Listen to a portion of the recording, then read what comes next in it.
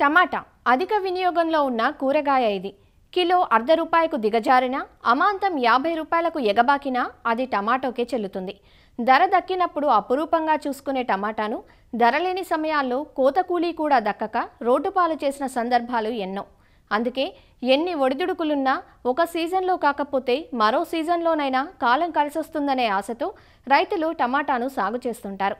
సాధారణంగా ఎండాకాలంలో మార్చి నుంచి జూలై మాసం వచ్చేంత వరకు టమాటాకు మంచి గిరాకీ ఉంటుంది. పొలాన్ని విభజించుకొని దఫదఫాలుగా నాటుకుంటే రైతులు ధరల ఆటుపోట్ల నుంచి కొంతవరకు తట్టుకునే అవకాశం ఉంటుంది. డ్రిప్, స్టేకింగ్ వంటి అధునాతన సాగు పద్ధతులను ఆచరించి ఎకరా టమాటా నుంచి 30 టన్నులకు పైగా దిగుబడులు పొందే అవకాశం ఉంటుంది. వేసవి సాగు కనువైన టమాటా రకాలు, సాగులో మెలకువల గురించి వివరిస్తున్నారు విజయనగరం జిల్లా చీపురుపల్లి ఉద్యానవనాధికారి సిహెచ్ చంద్రశేఖరరావు. ఉత్తర కోస్తా మరియు కోస్తా రాయలసీమ జిల్లాల్లో కూరగాయల సాగులో ముఖ్యమైనది టమాటా సాగు. రానున్న వేసవిలో టమాటా సాగు చేయడం వల్ల అధిక ఆదాయం పొందే అవకాశం ఉంటుంది. ముందుగా జనవరి, ఫిబ్రవరిలో ఈ వేసవి సాగుని టమాటాలో మొదలుపెట్టడం జరుగుతుంది. ఇప్పుడు ఈ అనువైన రకాలని మనం గమనించినప్పుడు వేసవిలో ముఖ్యంగా వేసవి ఉష్ణోగ్రతలను తట్టుకొని ఆ పూతను నిలుపుకునే శక్తి ఉన్నటువంటి యుఎస్ అగ్రి సీడ్స్లో ఉన్న US440 కానీ 404లు కానీ సాగు చేసుకునేటప్పుడు కొంతవరకు ఈ పూతని అవి నిలుపుకునే రకంగా ఉంటుంది. ఇప్పుడు మనకు అర్కా వికాస్, అర్కా సౌరభ్, అదేవిధంగా అర్కా రక్షక్, ఈ వీటిల్లో మనకి IHR వారు డెవలప్ చేసినటువంటి ఈ రకాలు కూడా వేసవి పంటకు అనుకూలమైనవి. అదేవిధంగా ఈ అవినాష్ 2, BSS 20, అన్నపూర్ణ, US618, లక్ష్మి, ఇవి కూడా మనకు అనుకూలమైనవి. ఈ నేల తయారీని టమాటా పంటలో మనం గమనించినప్పుడు 2-3 సార్లు దున్ని చదును చేసుకోవడంతో పాటు 60 సెంటీమీటర్ దూరంలో బోధులు ఏర్పాటు చేసుకొని నేల తయారీ చేసుకోవాలి. ఈ విత్తన మోతాదు అనేది ఎకరాకి సూట్ రకాలైతే 200 గ్రాములు, సంకరజాతి రకాలైతే 60 నుంచి 80 గ్రాములు విత్తుకోవాలి. మరి విత్తే ముందు కిలో విత్తనానికి 3 గ్రాములు థైరం లేదా 3 గ్రాములు మెట్లాక్జిల్తో కానీ విత్తన శుద్ధి చేసుకొని 2 గంటల తర్వాత 4 గ్రాముల ట్రైకోడర్మా కల్చర్తో విత్తన శుద్ధి చేసుకోవాలి. రసం పీల్చే పురుగులు బెడత తట్టుకునే విధంగా ఇమిడాక్లోపిరిడ్ శిలీంద్రనాశనాలతో కలిపి పట్టించడం వల్ల విత్తన శుద్ధి మనం చేసిన వాళ్ళు అవుతాం.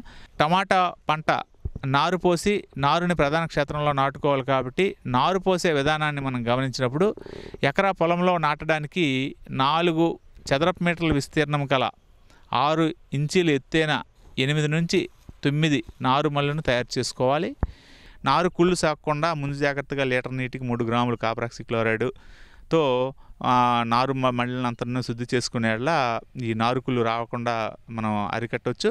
అదేవిధంగా నారుమళ్ళలో విత్తనాలు చల్లిన తర్వాత నారుమళ్ళని ఎండుగడ్డితో వాటితో కప్పవలసి ఉంటుంది. ఎందుకంటే అధిక ఉష్ణోగ్రతలకి నారు ఎఫెక్ట్ కాకుండా ఉండాలి. ఈ 3 వారాల వయసు గల నారుమడికి రసం పీల్చే పురుగుల నుండి రక్షణకి 3G గుళికలు 40 చదరపు మీటర్ల మడికి 100 గ్రాముల చొప్పున చల్లుకోవాల్సి ఉంటుంది. అదేవిధంగా ఈ నారు పీకడానికి 2-3 రోజుల ముందుగా లీటర్ నీటికి 2 మిల్లీలీటర్ల డైమిథియేట్, 1 గ్రాము కార్బనిజం కలిపి నారుమడిపై పిచికారీ చేయడం వల్ల ఆ నారు మొక్కలు బాగా దృఢపడతాయి.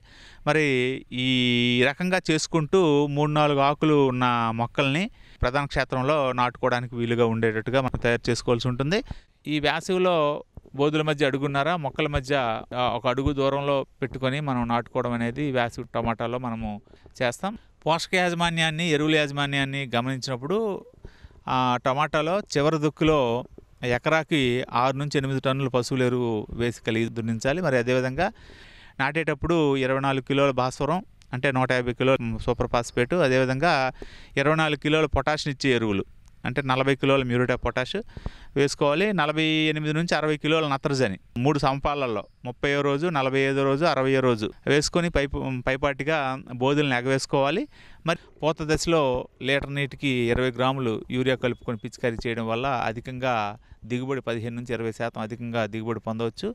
నాటే ముందు ఎకరాకి 8 నుంచి 12 కిలోల బొరాక్స్ వేసినట్లయితే పండ్లు పగలకుండా ఉంటాయి. మరి అదేవిధంగా ఎకరాకి 10 కిలోల జింక్ సల్ఫేట్ వేసినట్లయితే జింక్ లోపం కూడా రాకుండా ఉంటుంది. మరి నాటిన తర్వాత 45 రోజులకి లీటర్ నీటికి 5 గ్రాములు జింక్ సల్ఫేట్ పిచికారీ చేయడం ద్వారా కూడా మనము ఈ జింక్ ధాతు ఒక లోప సవరణని మనము చేసిన వాళ్ళం అవుతాం. అదేవిధంగా పూత దశలో ఎకరాకి 400 మిల్లీగ్రాముల 2,4-D మందుని 200 లీటర్ నీటికి కలిపి లేదా 1 ml ప్లానాఫిక్స్ అనే మందు 4 లీటర్ల నీటికి కలిపి, ఇవి హార్మోన్లు.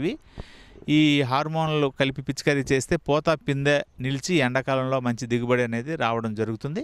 కలుపు మొక్క మొలకకు ముందు పెండిమిథిలిన్ తేలిక నేలలో అయితే 1 లీటరు, బరువు నేలలో అయితే 1.2 లీటర్లు 200 లీటర్లు కలిపి పంట నాటిన 48 గంటల లోపు తడి నేలపైన పిచికారీ చేయాలి. మెట్రిబుజిన్ మందు 300 గ్రాముల మోతాదులో నాటిన 15 రోజులకి 200 లీటర్ల నీటిలో కలిపి వరుసల మధ్య పిచికారీ చేయడం ద్వారా కలుపు నివారణ చేయొచ్చు. టమాటా నాటిన 30 నుంచి 35 రోజులప్పుడు అంతర్కృషి పరికరాల ద్వారా కలుపు నివారణ అనేది సాధించవచ్చు. స్టేకింగ్ విధానం, పొడవుగా పెరిగే హైబ్రిడ్ వాటికి స్టేకింగ్ విధానం ద్వారా చేసినప్పుడు కాయ నేలకు తగలకుండా కాపాడవచ్చు. వేసవి టమాటా పంట పండించినప్పుడు ఎండ తీవ్రత తగ్గించడానికి 2-3 వరుసల టమాటాకి 2 వరుసల మొక్కజొన్న పంటని ఉత్తర దక్షిణ దిశల్లో కూడా విత్తుకోవడం వల్ల కూడా ఈ వేసవి తీవ్రతను మనం తగ్గించడం అవుతాం. అదేవిధంగా నీటి యాజమాన్యాన్ని గమనించినప్పుడు వేసవిలో 3-4 రోజులకు ఒకసారి ఖచ్చితంగా తడి ఇవ్వాల్సి ఉంటుంది. డ్రిప్ పద్ధతిలో నీటిని ఎరువుల్ని అందించినట్లయితే మంచి దిగుబడులు కూడా పొందవచ్చు. ఈ స్టేకింగ్ విధానం ద్వారా చేసినప్పుడు గాలి వెలుతురు బాగా ప్రసరించి తెగులు బెడత తగ్గుతూ మంచి దిగుబడి, క్వాలిటీ దిగుబడి అనేది రావడం జరుగుతుంది. కాయకుళ్ళు తెగులు తగ్గి మంచి నాణ్యమైన దిగుబడి, అధిక దిగుబడి పొందొచ్చు. సస్యరక్షణ మనం గమనించినప్పుడు కాయ తొలిచే పురుగు ప్రధానమైనది. ఇది లేత ఆకుల్ని కొమ్మల్ని తినేస్తుంది. కోత దశలో కాయల్ని తులిసి నాశనం చేస్తుంది. దీని నివారణగా ఎర్ర పంటగా బంతిని వేసుకోవాలి. బంతి నారు 20 రోజులు ముందుగా నాటుకోవాల్సి ఉంటుంది. అదేవిధంగా ట్రైకోగామా బదనికలు ఎకరాకి 20,000 చొప్పున విడుదల చేసుకున్నట్లయితే కాయ తొలిచి పురుగుని మనం సమర్థవంతంగా నివారించవచ్చు. ఇంకా ఎకరాకి 4 చొప్పున లింగాకర్షక బుట్టలను పెట్టుకోవాలి. మరి అదేవిధంగా నాటిన 28-35 రోజులకు ఫ్లూబెండమైడ్ 0.3 మిల్లీలీటర్లు 1 లీటర్ నీటికి చొప్పున కలిపి పిచికారీ చేసుకోవాలి. అదేవిధంగా 20 చొప్పున పక్షి స్థావరాలని ఉంచడం ద్వారా కూడా ఈ కాయ తొలిచి పురుగుని మనము సమగ్ర సస్యరక్షణ విధానంలో మనం నివారించవచ్చు. క్రిమిసంహారక మందులను పిచికారీ చేయడానికి ముందులను కాయ కోసేసి తర్వాత ఈ క్రిమిసంహారక మందులు అనేది పిచికారీ చేసుకోవడం అనేది ఉత్తమం.